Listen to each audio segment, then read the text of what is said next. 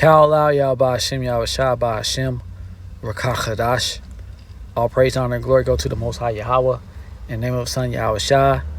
And I wanted to come with you with a little bit of understanding of who we're dealing with as far as the wicked, the so-called white man. In 2nd Esdras 11:38, it says, "Hear thou, I will talk with thee, and the highest shall say unto thee, Art not thou it that remains of the four beasts, who I made to reign in my world, that the end of their times might come through them?" Who is that talking about? "And the fourth came and overcame all the beasts that were past, and had power over the world with great fearfulness, and over the whole compass of the earth with much wicked oppression. And so long time dwelt he upon earth with deceit." Is that not talking about the so-called white man in the nation of Edom? Who has control? Who does everybody fear? Who's everybody afraid to go against? I be watching Jake, when they ever get in distress.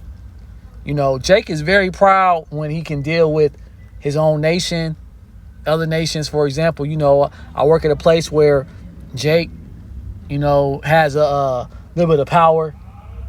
He may be a manager or whatever, right? And when he deals with his own people, he hates his own people. He tries to correct them. He tries to be on their ass. But when it comes to the so-called white man, he bows down every single time. And you see it on the street corners. You see that Jake has no bravery, no courage when it comes to the so-called white man. He always want to call out his own people. Even though Edom is the one who causes all these different challenges and things that we face.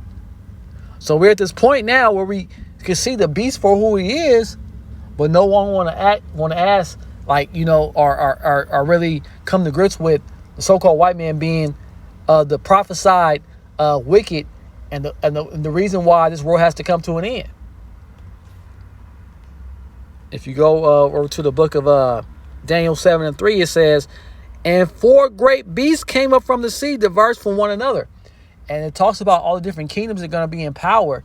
The fourth one being the nation of Edom in these last days. There's going to be starting with in three folds: the Greek Empire, the Roman Empire, and this Babylonian Empire, America, which is a resurrection of the Roman Empire. If you go to the book of Revelation, Daniel 7:7 says, "After this I saw in the night visions, and behold, a fourth beast, dreadful and terrible and strong exceedingly, and had great iron teeth. It devoured and brake in pieces, and stamped the residue with the feet of it. And it was diverse from all the beasts that were before, and it had 10 horns." Because, if you look at history, everything adapts. Everything adjusts to what the times are. And when it comes to wickedness, if you have the spirit and you understand, wickedness has to reach its peak. And it had to reach a peak where it was implemented in all of the Most High's doings on the left-hand side. And his doings in these days were to be in his eclipse. That's why you see things so deceptive. So things are so not brought to light until the prophets, the men of the Lord, bring it to light. And then what happens now, you see the so-called white men in the nation of Edom, they don't even care about only doing it in Israelites, which are you so-called African Americans, Native Americans, Latinos, but they're doing it in everybody. All nations, even their own people. It says in Daniel 7:19, Slakia, it says, Then I will know the truth of the fourth beast, which was diverse from all the others, exceeding dreadful, whose teeth were of iron and his nails of brass, which devoured, break in pieces, and stamped in residue with his feet. Because he's not going to have any mercy. He was designed to bring the end of this earth as far as the way the government and the powers control it, so that we can get ready for righteousness. Evil has to reach its peak so righteousness can come and reign. Go over to the book of Daniel 27:23. It says, "Thus he said, the fourth beast shall be the fourth kingdom upon earth, which shall be diverse from all kingdoms, and shall devour the whole earth, and shall tread it down and break it in pieces." And that's what's going on. They're controlling everything, but they're doing it in pieces. You know, you won't know unless you really study and you really search out these scriptures and try to understand these prophecies that Esau, Edom is in control of all these nations, but it's controlled in pieces, and they're disguised as other nations. Daniel 2:40 says, and the fourth kingdom shall be strong as arm, forth as much as breaketh in pieces, and subdueth all things, and his arm that breaketh all these shall break in pieces and bruise.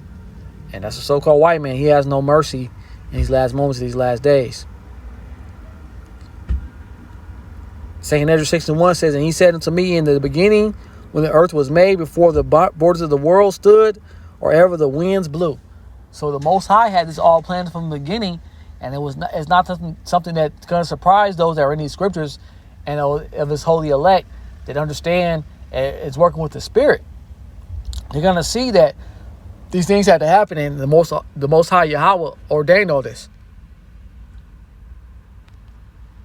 2 Esdras 12:24 says, and of those that dwelt therein with much oppression above all that was before them, therefore they are called the heads of the eagle.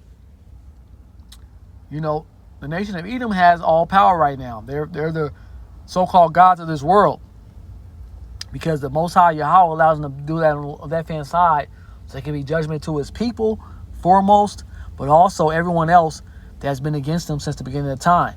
This is his movie. This is his judgment that he's decided to bring forth, and we got to accept it. But for those that they are part